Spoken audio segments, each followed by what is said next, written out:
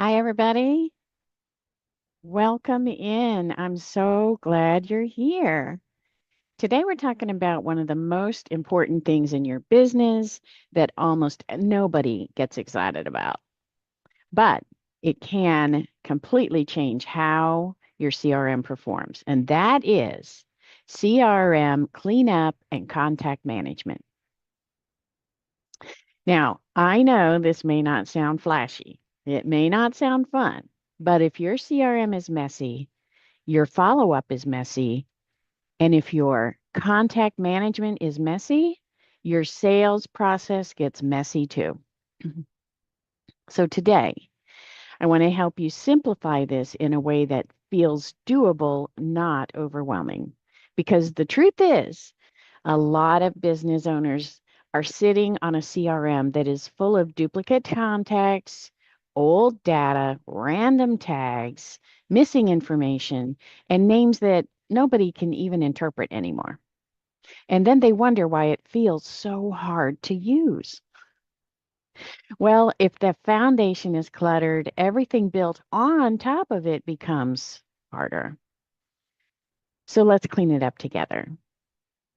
First, let's talk about why CRM cleanup matters. Your CRM is supposed to help you stay organized, save time, and follow up consistently. But when it's full of duplicates and outdated contacts and incomplete records and too many categories, it starts to slow you down instead of helping you. And that is when people start avoiding their CRM. The one thing that can propel you into the success that you want, one of the things, then they start to avoid it. They stop trusting it. They stop using it. And then they go back to doing everything manually. And that is the opposite of what you need to do to grow and scale your company. And not just grow and scale your company, but just feel more peace, more peace of mind, feeling like your business is in good hands, your own hands. And doing everything manually is not that way. So that is exactly what we want to prevent. So here we go. The first thing I want you to think about is what kind of clutter is living inside your CRM right now.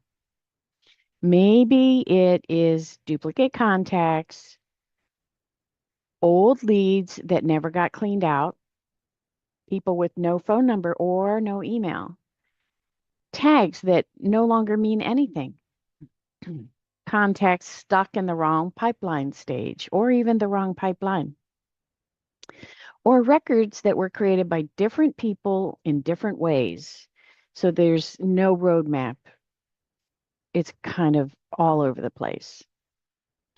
This kind of mess is more common than you think. You are not alone. And please hear me say this kindly. If your CRM feels chaotic, that does not mean you are bad at systems. I'm going to say that again. If your CRM feels chaotic, that does not mean that you are bad at systems. Okay? It usually means that nobody ever took the time to create a simple, clear contact management process like that roadmap. So let's fix it. All right. Regarding duplicates and outdated records, one of the biggest problems I see is duplicate contacts. You know what I mean. The same person appears 3 times because they filled out a form, they got added manually, and then someone else imported them later. Now you've got 3 versions of one human being floating around in your CRM. That creates confusion really fast. So the goal is to create one clean home for each contact, one record, one set of accurate details, one clear place to track all communication. And while you're at it, review your outdated contacts at the same time. If someone hasn't engaged in a long time, and when we say engaged, we mean either talked to you or texted with you or opened an email or clicked on a link or bought something and that engaging with you. If someone has not engaged in a long time, if their information is bad, or if they no longer belong in your active list, these contacts should be reviewed and organized properly. Not everything needs to be deleted, but everything should be intentional. All right, now, regarding tags and categories, let's talk about it, right? Tags are helpful when they're clear. Tags are confusing when they're random. Now, mo moving on into tags a little deeper, if you have tags like VIP, hot lead, follow up later, maybe client, needs care, new one, important person, they might have made sense at the time when you made that tag, could have been months or years ago, but nobody really knows what any of those things mean today. You probably have new people in your company. Hopefully, if you're growing and you're scaling, you've hired people. They don't know what that tag meant to you that day when you made it. And honestly, you might not know what it meant either anymore when you made that tag. So instead, we're going to create a tagging system that actually supports your business. Thinking in terms like this: lead source, interest, client status, stage, and action needed. Tags that address those topics. That's it. You can get started with those kinds of tags. So, simple wins here in this aspect, because the more complicated your tag system gets, the less likely your team is to use it correctly. And the less likely even you're going to use it correctly, because you are going constantly at a high speed and you need simplicity in this area. When that happens, when people aren't using it correctly, your CRM stops being a help and starts becoming a headache. Now, on contact notes and history. Another part of contact management is the contact's history, everything you know about them, and all the different times that you've been able to touch base with them in different ways. This is where people often miss opportunities. If you have conversations happening across text and email, phone calls, appointments, just live seeing them at networking events, they've communicated with you through your website bot, all those different ways, but none of it is documented well, then the next person to touch that contact is walking in blind. Now, that is how clients feel like they have to repeat themselves over and over again. Nobody likes that. When you're working with a customer service or some business and you've already told this to someone yesterday or a week ago, and now this person you're talking to, you got to repeat the whole thing again. That is maddening, infuriating. You don't want to be the company where people have to do that. Nobody likes that. So, when possible, make sure the contact notes are clear, brief, and useful. Not a novel, not a wall of text, just enough so the next person knows who the contact is, of course, what they need, what has already happened, and what should happen next. That is how CRM starts to feel like a real support system.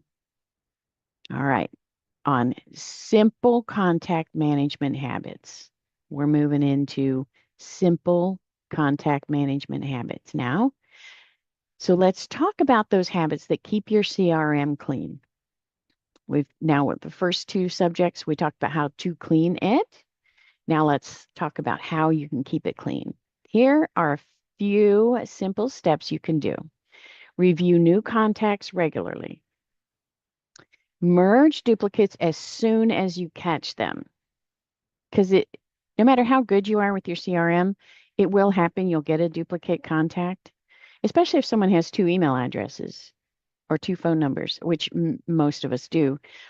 They can get into your CRM twice. So you merge those contacts as soon as you find them. Use consistent naming and tagging rules. Those rules are very important. We just touched on that briefly, and we'll go into more detail on that in future broadcasts and future trainings. Keep only the fields that you really actually need. Remove clutter from old or unused categories. So categories are different from tags. So when your CRM has categories, remove the clutter. Do a little house cleaning in there. Make sure your team knows the process also. Obviously, everyone on your team has to be using the same system and the same way in order for it to be very efficient. This is not about perfection, though. It's not. You don't have to be perfect. Your team does not have to be perfect. This is about consistency because a few good habits practiced regularly will do more for your CRM than a big cleanup once a year. So do little bits over time regularly. You're going to get a much better result. All right. Why this creates freedom? That's what we want, right? That's why we have systems.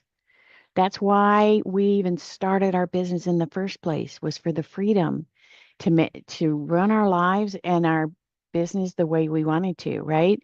So we wanted that freedom, and then we built kind of like a little jail cell for ourselves to live in, right? So here we go. Here's the part I really want you to hear. Good CRM cleanup and contact management do not just create order, they create freedom. When your contacts are clean, your follow-up gets easier. When your records are organized, your team moves faster and more efficiently. When your system is clear, you stop wasting time trying to figure out what happened. You know exactly what happened. The system tracks every step. The system tracks some parts of it, and your team and you make notes and tags and categories that tell the story of what this contact has been through with your company. And when you stop doing duplicate work, you get more space back in your business, more time for growth, more time for the work that actually matters. Yeah. So if your CRM is feeling messy, overwhelming, or hard to trust, this is your sign that cleanup is not optional, it is foundational. You don't need to fix everything in one day. We talked earlier about having a plan and a structure for your tags and your categories. This is another place you can use that plan. You can have the plan actually written out or drawn out, and you can say, this month we're doing this thing, next month we do this thing, next, or weeks, this week we do this, next week we look at this, next week we look at that. And so you and everyone on your team knows which piece of cleanup you're doing at what time. And it doesn't happen all in one fell swoop and disrupt anyone's workflow. So just start with one piece, merge duplicates.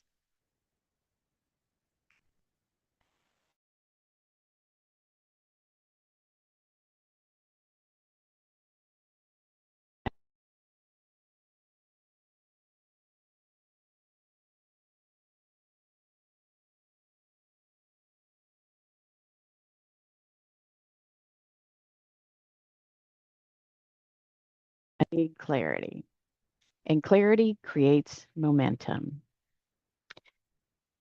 Thank you for being here with me today. I hope this gave you a little relief and a lot more confidence about where to start. Next week, we're going to go into further into systems and make them even simpler. All right, so now this is the time during the broadcast that we answer questions that have come in. A lot of people send me their questions in the email, and that's just fine. You can do that. People sometimes put questions in the chat here in the Zoom room, and that's fine too. So I'm going to just look and check. I've got a little list here of questions that people have sent me. Just going to give a minute and see if anyone here today has questions that they want answered. All right. So looking. Oh, I have someone, let's see, trying to join. Let me just take care of this. In the meantime, while I'm doing this, you can go ahead and put your questions in the chat. And I've got, like I said, a few questions that have come in over the past week. And so here we go. Just taking care of one thing here for someone who's trying to join.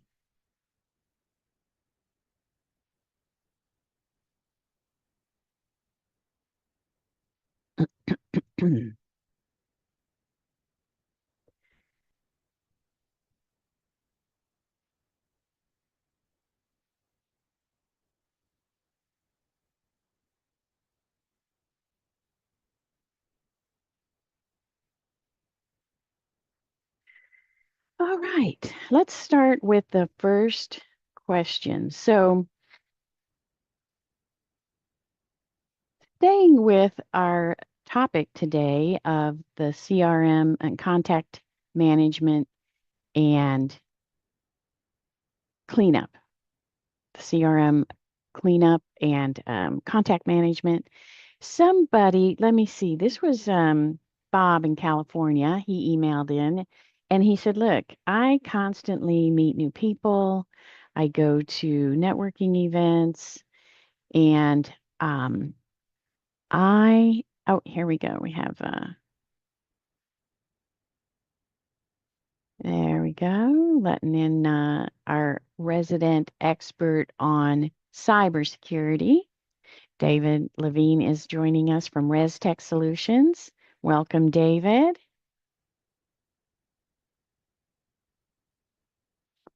So he's getting settled in here. Oh, here we go. Hi, David. Hello.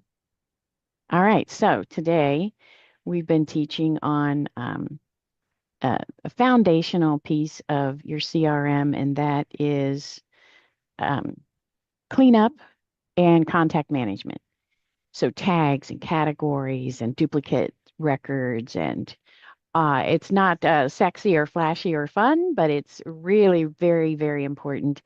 And I'm very curious, before we answer Bob's question from California, what kind of impact does this have on cybersecurity if I do have these messy contacts and lots of duplicates and I kind of have a whole bunch of junk in my contact trunk? Does this affect me when it comes to cybersecurity?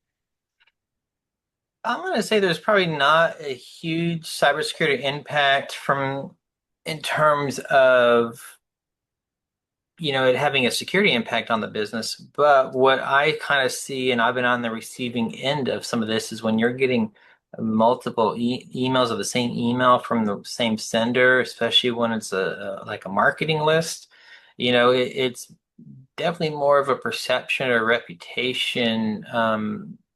Of your business that it will probably have a greater impact on than anything else, unless what you have in there, and again, it may not necessarily be a duplicate, but if you've got like unknown contacts, or if you've had people reach out that and ended up in your system because they were spamming you, because I do get that periodically through my own contact forms that dumps into my CRM database.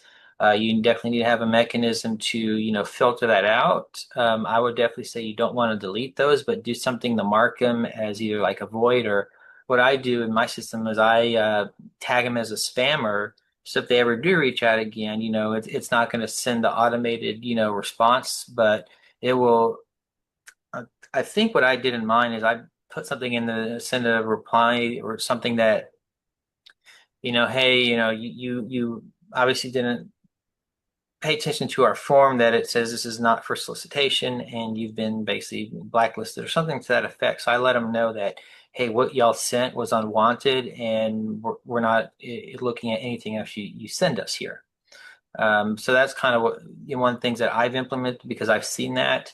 The other thing I do is, and again, this is what I've been taught from one of the marketing companies that I've been working with is on your forms, put a hidden bot checkbox for bots, and just call it bots. So because if a bot's coming to fill something out, They're going to check all the boxes? hmm that yeah, Ah, and because it's a hidden one, a actual person won't see it. They can't click, but a bot will be able to see that still. oh man. And so then we have That automation that will catch some of that as well.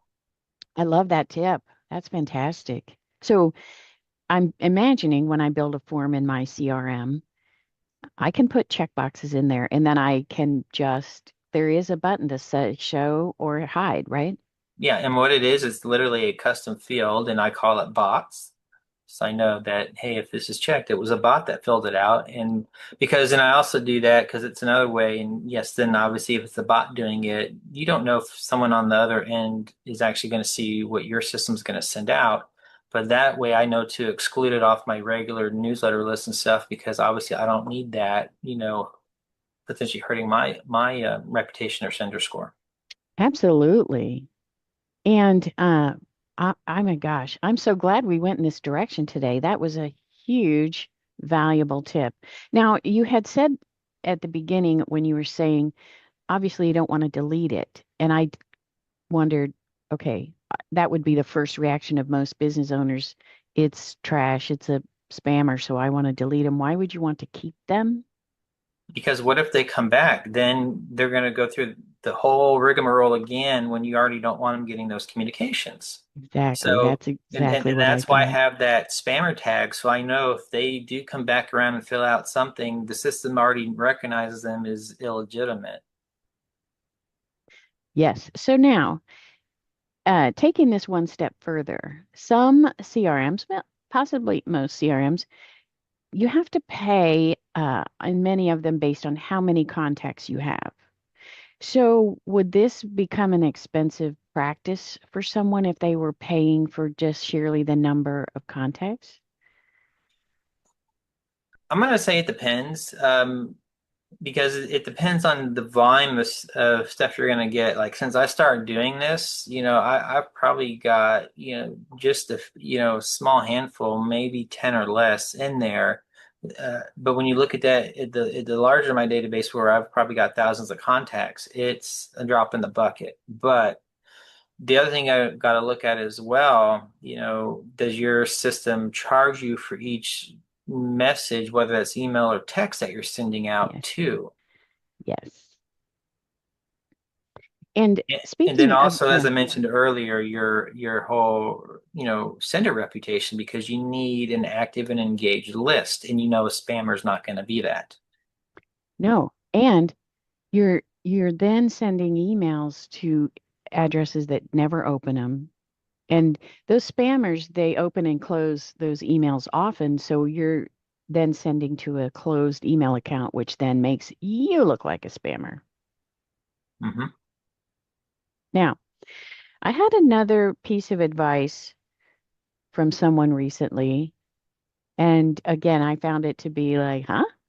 So she was talking about in your Gmail, not in your CRM necessarily, but in your Gmail or your Outlook, when you get emails from people you don't want anymore, maybe you did sign up and now you're not interested anymore, or you never signed up. There should always be an unsubscribe at the bottom of the email. That's the rules. And if you click that unsubscribe button, they take your name and email and they sell it to a list because they can't benefit from you anymore. So they sell it. So actually clicking unsubscribe causes you to get even more junk mail. And her advice on that was n- don't not to set up a filter and just keep adding those addresses to the filter and just tell the filter to delete them before you ever see them. So does that jive with the advice that you would give as well? I mean, so I've not heard that, but I'm going to say any legitimate marketer, once you say you're done, that should be all. They let you unsubscribe. They should not be selling your data. But again, Right. this goes back to, we don't read all the fine print on what we sign up for, even for free stuff. But even though it might not be illegal per se, and I can't speak on that, I'm not a legal expert, but is it ethical practice? I would say no.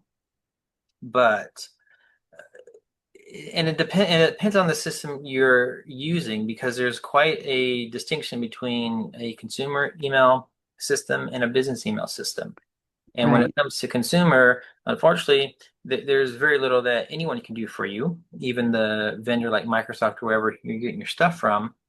You're subject to whatever tools they give you because, again, it's a free service for Hmm. the most part. Yeah. And this was talking about a consumer email address, but it once you have it set up, it seems like it's automation. It's so easy to manage because you don't even ever see them anymore. And Right. yeah, There is that, but I'll bring up another point, even though it may be very minor, but if you got people who are hitting their, storage capacity that they're given on the free accounts, and if you're just filtering that stuff out and not getting rid of it, you're now eating up your space for well, legitimate stuff. yeah, her advice was filter it and delete it before I ever see it. So it it was just avoiding the unsubscribe. That way you didn't cause yourself to get a whole Right. bunch more. Now, I will say this, I have unsubscribe. I usually do unsubscribe where there's an unsubscribe because if they put an unsubscribe, I don't want them to get dinged per se by me reporting it as spam because they are doing it the right way. Now, what they do after that, I don't know. Um, but I also sit in a little different position because I am a business owner. I own a business, so I am highly targeted because of that. So I can't really prove there's a correlation for me unsubscribing versus all the unsolicited email that I get. True. So, I'll put that caveat out there. But what I will say, there is more that can be done on the business side. And I will say this to any entrepreneur or business owner out there. If you're still running your business on free email, you're honestly doing your a huge disservice to your business on multiple fronts. But this is nor the time nor the place to dig into that unless Exactly. unless someone truly has a question about it. But from a business perspective, on a true business email system, there are more services available that can, take care of those things in a much more seamless capacity than you can do on a free account. Again, similar manner, but obviously more options and more advanced, features to help keep a lot of that out of your stuff. Oh my gosh. Yes. And this is right in line, pardon me,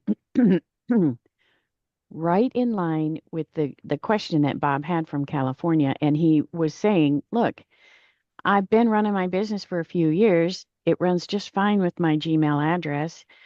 I don't see why I have to stop doing that because he saw my advice that you definitely want to get a domain specific email address. And he's trying to figure out mm, what is the benefit or the detriment, let's say, to my business of using a free account like a Gmail. Well, I'll tell you the one right off the bat.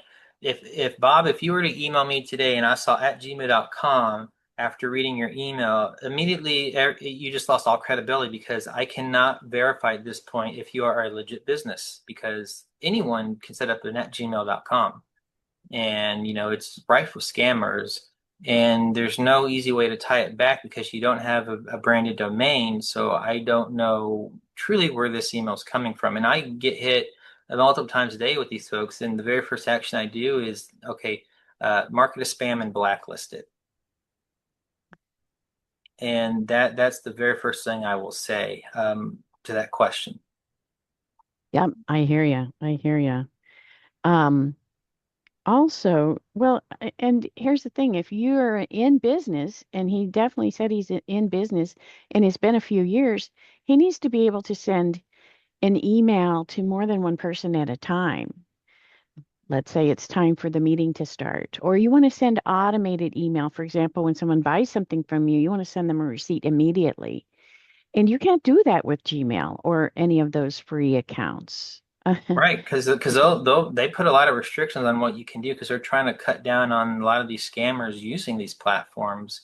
But yet they still do. But again, it really goes to that credibility factor more than anything else, and obviously the fact that there are a lot of platforms out there that will not let you operate on their platform with a free email account. Like there's a years ago, I got involved with this review service tool, and they literally specified in there if someone's using a free account, you cannot use this feature or this service because of the way it works. And also now with the email mandates and everything that is out there, that Google, Yahoo, and now Microsoft and a lot of companies are jumping on board, you cannot apply that to free accounts. And that also will disqualify you in that respect from being able to do certain things because you cannot put those email compliance components on a free account. Exactly. Yeah. So you can't be compliant. I liken it to when you drive a car in America, you have to have certain things. If a police officer wants to talk to you or validate the fact that you belong with this car, you have to have a driver's license, proof of insurance, and a registration for the vehicle that matches the vehicle. And that's how I look at these credentials that we're talking about for email credentials that that validate you as a business, a legitimate business person, not a scammer.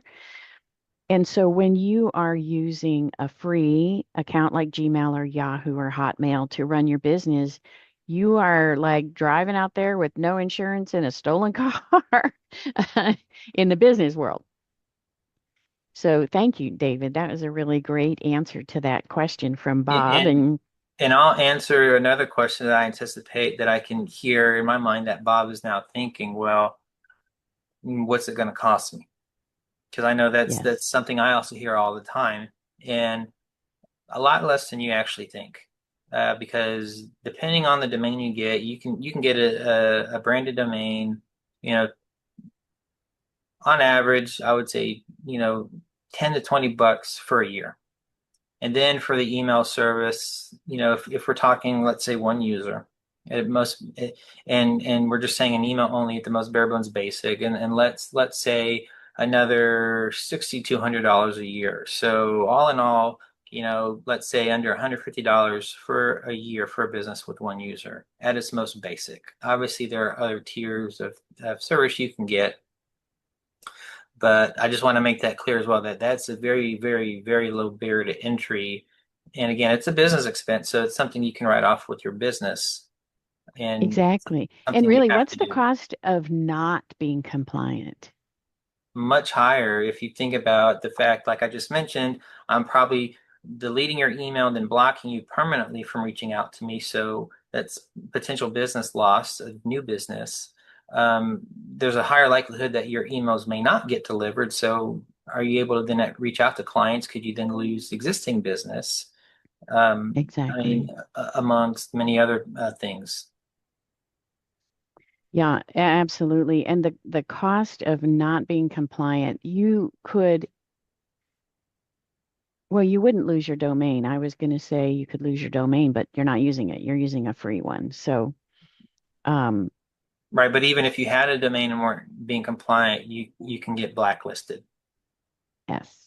And when I say lose your domain, I don't mean GoDaddy's going to take it away from you. I mean it will be have such a bad reputation that you won't be able to use it to run it a business. That is different from using the free Gmail and Yahoo accounts. And welcome, Kim, to the show. And if you have a question, let us know. You can come on video if you want, or you can put it in the chat. And the subject today, the training subject was CRM cleanup and maintenance. And then with David, he is a tech expert and specifically cybersecurity. So we've been talking about how your CRM helps you in business and protects you from becoming that person who is annoying the your clients by sending the wrong kind of information the wrong way, or we got on the subject of using a free account like a Gmail or a Yahoo account to run your business with and the pitfalls of doing that. So now that was a question that came in from the email. Mhm. And And actually, if I can circle back real quick, because you said something on the CRM that I want to make a point about as well. Because this is what I advise, a lot of businesses that I work with, and Reed, I believe you do the same, that when you are setting up your marketing email, I assume you usually recommend people use a subdomain on the CRM to not yes, impact your main business yes. day-to-day email. But the other thing I want to point out is that when setting it up in the CRM, to also make sure that when you're sending email, you are specifying that subdomain, because I see a lot of people use these email marketing platforms, and then the message will show up, you you'll see something like sent on behalf of, and you can kind of see two different emails, and one looks very odd, which, you know, from my trained eye, I can see that's a misconfiguration of their system, which that could also potentially cause issues with deliverability and things maybe not making it to the inbox. So that's something else I Well, just want to throw out there as well. yeah, because I believe that that's almost like in something that we would maybe a cloaking device that is cloaking your email address, but it becomes very obvious when it says sent on behalf of. And those are things that the email host look for, and the host being the domain, the providers, Google, Yahoo, Microsoft, iCloud, they're looking for that kind of behavior because, again, spammers will try to cloak their identity and hide who they really are so that they can spam you. So we don't want to do anything that makes us look like a spammer. And so hi Kim, thanks for joining us today. Hi. Yeah, Hi. unfortunately the messages that we got sent us to the wrong Zoom. So, Okay, yeah, we'll fix that. Yeah. okay. All right. So today's subject was about your CRM cleanup and eliminating duplicates and cleaning up your tags and your categories. And then we got on the subject of David is a cybersecurity expert, and so he's weighing in on some questions that we had that came in on the email. So did you have any questions today about your systems in I general? I don't know enough to be able to ask questions. I don't Yeah, have okay. systems in place yet. I'd love to Okay. get them going. So, yeah. Fantastic. So before you decide which direction you want to go or which kind of system you want to buy, what what kind of basic question would you be asking, maybe asking yourself or Mm, someone at Best Buy, maybe? I don't know. Um, I guess if things can get automated, obviously that makes it a little bit easier. I just, I guess I don't have enough business right now to to have that demand. So Yeah, it yeah, I is hear you. growing. It is growing. So That's fantastic. Yeah, yeah. so almost the question sounds like, at what point do I need to buy a CRM? Mhm. And which CRM is going to meet my needs? And one That's- of the most the it's kind of funny because ever since I started in this business, I pretty much answer. everybody the same way. And people think, how in the world can you give everybody the same answer? Their businesses are so unique and different, right? Well, that's Hmm. because my answer is the best CRM for your company is one that you will use. And that stems from the fact that people, they buy what they either think they need, or they buy the one with the most bells and whistles, the one they feel like if it costs the most money, it's got to be the best. So they buy that. So they buy a system and then they, for a variety of reasons, it is too complicated or it is not powerful enough, or they don't understand the importance of putting in the time to customize it and get it ready to use, then they don't use it. And so I feel very strongly that you do not have to buy a system that has a bunch of bells and whistles that you're not going to use. If Right. you only need a place to put your leads and send out a newsletter and periodically send them, let's say, a receipt if they buy something, and periodically send them a reminder of something you're doing. For example, the reminders that I sent for this. You could start with something very basic like MailChimp or Aweber or one of those kind, and they cost a lot less than the CRMs where there's the intense amount of power and lots of modules that you can do. And so the nice thing about that is some of the entry level CRMs, you're able to migrate some of the assets that you built into a more powerful system.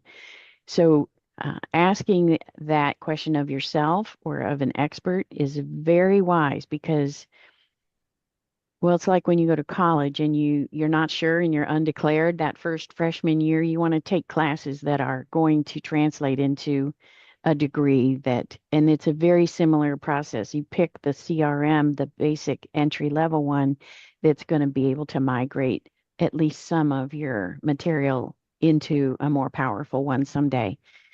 And um, but yeah, you don't have to start with the big daddy one, and the expense does not have to be high. The most important investment that you can make in a CRM at the point that you're at where you don't have one yet and you're just deciding, uh, I've got all these manual things. I've got things here and here and there and there, and it's driving me crazy. And it's actually, if I might put words in your mouth, it might be holding you back from growing your business because you're trying to manage all these things. Hmm. Then, then you want to talk to someone, have a strategy session, and then someone like me or David, we can say, this is probably going to be the best one for you right now. And then you'll feel confident. And so here's the thing, my advice to business owners when they're my clients or they have a strategy session with me, one of the most important things you can do every day when you sit down to run your business, you open your CRM, your calendar, and your email. That's the lifeblood, the three systems that you really need to be looking at when you're conducting your business. And if you don't open your CRM, if you don't um, make that a habit and internalize that into your daily work, I'm sitting at my desk, I'm going to run my business, I have to open this and this and this. Then if you don't make that a habit, you're not going to be opening that CRM and using it. And therefore, then you get frustrated and then you really start to resent the money that you're paying for it because you're not Mm, using it. So it's a pretty vicious cycle. And I feel like sure. it's a habit, a system, a process that you want to go through every day and get used to using it. Because once Yeah. you use it a few different ways, you're going to say, holy cow. For example, in a CRM, almost all of them, they have one central place where communication happens. Now, I use Hmm. Go High Level, and so does David daily. That's how I run my business. And in that one, on that contact record, in that one place is emails, text messages, interactions with my website bot, if they're talking on my website bot, some of the even social media DMs can show up in there, all in one place. Because I will tell you, since I've been in business, it's just gotten more and more prominent, more and more prevalent every year, even now monthly. If I'm talking to someone and let's say I have an answer for them, they asked me a question a couple days ago, I have the answer, I want to get back to you. Where is this person talking to me? Is it text message? Is it email? Is it on my website through that communication? Is it in the DMs, in a say Facebook DMs? And it is, I feel like I waste so much time just trying to find that, or on Yes, WhatsApp, believe me, I understand that. I understand that. right? And Just I trying to find understand the also, place. yeah, I also understand DMO, daily method of operation. So, yeah, we definitely have to, if we want our business to work and run well, we need to do these things. And David, I haven't met you before, but I'm sure you guys were having a great conversation before I came. And I'm actually thrilled, Rita. So I've taken a few classes with Rita before. She's amazing. Aw, But that you have like specialists that are joining you. So yeah, I really yes. appreciate that. Yes, we're actually going to have a leads expert joining us periodically, a business coach, and accounting expert people, because people have all of these things are your systems. And many of these things are outside my zone of genius because I build and customize the CRM for you and with you. And so if someone asks a question outside my zone of genius, I want to have another genius here to be I able to love it. answer it. So Yes, I thank do you. love it. Good. Mhm. And actually, Rita, on that note, I did want to mention something you were saying earlier about, starting with the basic system. I'm going to counter just slightly from my experience because, and I've seen this a lot when I've helped businesses do email migrations. When you have to migrate systems, what a lot of people don't factor in is, what is the future cost going to be to me when I outgrow this and have to move versus finding something that can kind of grow with me from day one. Because now you've got to migrate your data. You got to set up a whole new system, and then you got to get that data to fit into that system where it may not necessarily be a one-to-one transfer. And as you mentioned earlier, there may be some stuff that can't migrate, Oh, especially when you're talking about the CRM systems. So that's something I always like to, kind of caution people on is don't just pick what's going to be good for today, because what's right. good for today may not work for tomorrow, and that's why when you go talk to an expert who knows, okay, I understand, like, go high level for a lot of business getting started, it may be a very much overwhelmed, have a lot of features, Yeah. but if you are working with an agency that can help control that, a lot of that stuff can be turned off so you're not visually having to see it, and then when you're ready it Yep. can be toggled back on. Yes. So there is that to kind of consider. So I will caution any business owner out there that don't just go with something that meets your specific needs for today, but what are going to be your needs, tomorrow, a month, a year, 5 years down the road? Right. Yes. And when I do give that advice, I definitely quantify it that way. And that's the other thing. When you are looking at, let's say your business plan says, well, within 1 year, I'm going to triple my business. This is in my business plan. Then you definitely want to start with the CRM that you're going to need at that time, even if you don't need it today. If your business is fledgling and you're part-time in the business and you're not planning to scale soon, then there's a lot to consider. All I'm saying. And I love the fact that David brought up that certain CRM systems, you can turn off these functions that you're not using. And a lot of people say to me, there's just so much in there. I just can't even keep track of it. I only need my contacts and I want to schedule appointments with people. That's it. And so we can just turn off all the other stuff that's amazing and in there. The nice thing about that is now you have a system that's scaled down to what you actually need now. And you don't have to move, migrate, or copy or rebuild anything when you are grown into a place where you need more. We just flip a switch and now the other features are turned on and everything is already integrated. Yeah, So and now excellent, you just save excellent some point. additional future expense from having to pay to migrate and pay for another Yes. expert to do that. Yes. Because I know when I go, specifically with email systems and help businesses move, I don't think they realize, kind of how, for lack of a better phrase, how much they shot themselves in the foot by Yep. going this. But again, it's, they only knew what they knew. Yes. But now they're having Yes. to pay this extra expense to migrate versus if they already had and maybe they just need it better managed. Well, it's just a matter of coming in, doing a little bit of cleanup, maybe a few hours of time, and you're off to the races. So that's again from what I've done over the years, just that same principle applies to CRM systems. Yes, exactly. Excellent. Excellent point.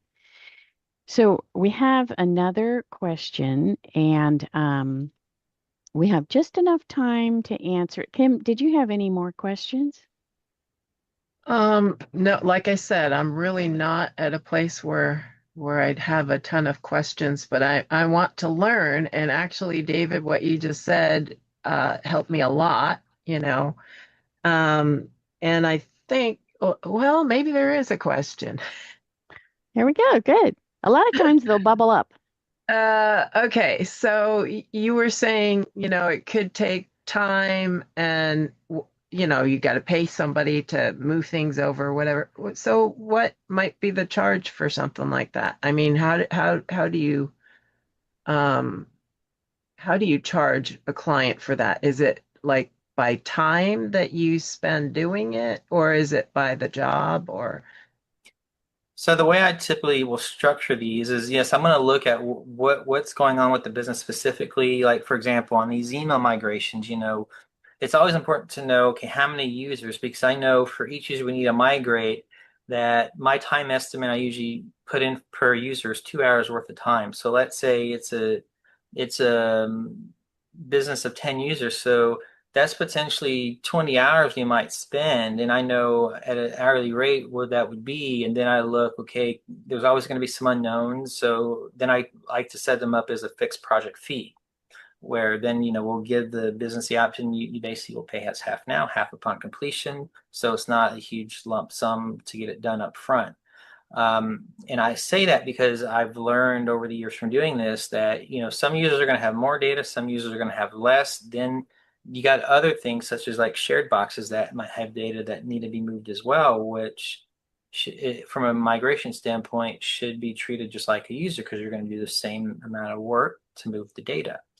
Um, and this, again, same principle can apply when you're migrating CRM because you got to look, okay, how many records are there? What customizations do you already have set up? So these are all things that we need to look at. What automations do you have that need to be rebuilt? Because from one system to another, they're all going to operate a little differently. Like before I went to go Definitely. high level, I was in another platform. It wasn't a true CRM, but it had the email stuff, and even their terminology was a little different. So even then having to figure that out, wrap my head around it to understand, well, okay, this is not that, but it's this. So there's those kind of pieces. And once we kind of know where you're coming from, how much is there, what we got to do to where you're going, then that's kind of how we can figure it out. But when I do migrations, because if I know if we do it hourly, the cost could overrun so quick.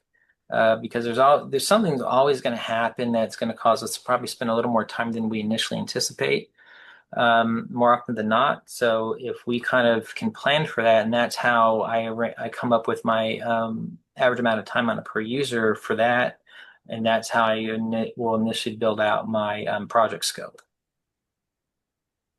okay, can I ask you what the average hourly cost would be? And for which aspect? Because again, there's a lot of variance, whether we're talking, email migration versus CRM migration, or so is there something specific you're looking to find out what it would cost No, you? I'm just well, because you're saying you might have this cost if you started with something else and then come back over. So I don't know even what the costs are of the different CRMs or the different things that you might be using. But let's just say, I mean, for how much is Go High Level a month?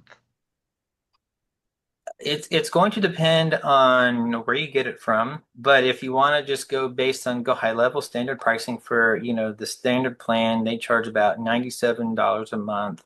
And then Yeah, un- I and think then that's uh, and then understand depending on what you're doing, you have monthly variable charges based on the volume of emails and texts you do that go on top of the monthly. Oh, wow. Okay, so I didn't even know that. But let's just say you're talking about $100 a month for Go High Level, and then I don't know, something super simple. Maybe it would be what, $20 a month or something like that. Super simple. You just got, so you're talking a difference of $80 a month. So 800, whatever, like almost $1,000 by the end of the year. So if the migration, if you're saying look at 2 years out what you want to be doing, or 3 years out. So now you're talking like $3,000. So would it be more than like $3,000 to do a migration? Again, that's going to be dependent on, how much data is there, how much customization. So there's too many variables to give you a definitive, but I don't think I've ever done a migration project for less than 500 or $1,000. Um, Okay. Yeah. And I did one again, this year that was several $1,000s. Yeah, and so I get it. So it may be it's just like the frustration but probably but of it's doing a not switch over. just the financial component. It's also the time component that people don't Yes. factor in as well. Yeah. Mhm. And that takes some time, I guess. Yeah. Yeah. So So that's why I always recommend, if you know where you're going to go and you're going to get there within like a couple years, go with the platform that's going to be where you're going to need to be in 2 years. hmm Absolutely. Yeah. Gotcha. Yeah, that And I'll makes sense. say one more thing about buying Go High Level for $97 a month. And that is akin to but way back in the day when we used to go to the store like Radio Shack or Best Buy, and we would buy a box and it had software in it, and we would take it home and put it on our computer. And you're completely on your own. You need to know how to set it up and do all these things on your own. And so that's one component that an agency will help you with. So when you buy from an agency, I'm going to say average, David, they start around 297 a month, I would say probably, right? It depends because I've seen them on average as low as, around 47, $49 a month because the agency gets to set their pricing. They do, but they don't include very much. They don't include, It depends on the agency because I know some agencies that charge very little but still give you a whole lot. And I know there are others that, to get a lot, you have to pay a lot. So it just yes, depends on the model of that agency and the principle of how they believe it should work. Because, true. there's another one I've worked with that we have a relationship through a networking group that, we have on my end. And his philosophy is he doesn't believe in charging businesses a lot of money, but he for what he charges, he gives way more value than I think some of these businesses that will charge you hundreds of dollars a month, to use them. Okay.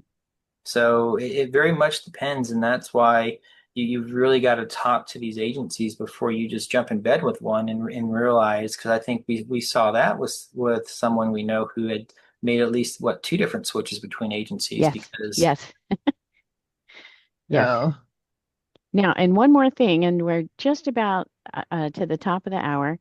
And one very important thing, since we're on the subject of buying Go High Level and going through an agency, one of the most important things you can ask an agency owner is if you want to leave their agency someday and go to a different agency, take your account and go to a different agency, will they release your account? Because if they will, then everything that all your contacts, your tags, all your structure, all your automations and pipelines, everything will be encapsulated and moved to the new agency as a whole, and your account stays perfect, right? If they will not release your account, then you have to build everything. You can take your contacts out, and I think tags, take them out. Everything else you have to rebuild. So this is Wow. very important. If you're going to buy Go High Level from through an agency, then make sure when you read the contract it says that you'll be able to leave and that they'll release your account. And because it's 100% or 0%, you either get your entire account and it moves with you, or you get nothing. So different places sell Go High Level. That's And correct. oh my goodness. And so it's not the same across the board. It is Correct. the same software. Go No, High no, no, no. Level. I get that. But Oh, I mean, like whatever they allow you to take with you, it's not the Well, same. like their support and their offerings and potential migrations between agencies, yes, that will vary agency to agency. that Wow. is true. And that's what you're paying for is their support, their advice, their strategic the things they do for there's a whole lot behind the scenes when you're running using a CRM in your company that needs to be set up, and the agency does that for you. And if you buy straight from Go High Level, you have to do it yourself or hire someone to do it. Oh.